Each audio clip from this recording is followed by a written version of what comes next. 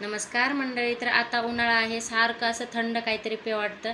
तर काय करावं म्हणून मी काय केलं, अर्धं टरबूज घेतलं, त्याचं छान कापे करून घेतले, मिक्सरच्या भांड्यामध्ये टाकून घेतलं, एक छोटी वाटी साखर टाकली आणि चवीपुरतं मीठ टाकलं आणि थोडं थंड पाणी टाकून याला मस्त मिक्सरमध्ये फिरवून घेतलं. आणि फिरवून घेतल्यानंतर बघू शकता, जास्त पाणी नाही टाकलं बरं का.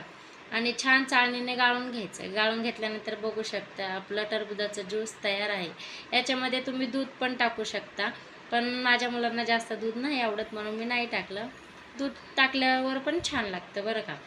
आणि साधा आणि सिंपल ज्यूस तयार आहे, बघू शकता. आणि माझे असे साधे सिंपल व्हिडिओ जर तुम्हाला आवडत असतील तर प्लीज लाईक शेअर सबस्क्राईब करत जा.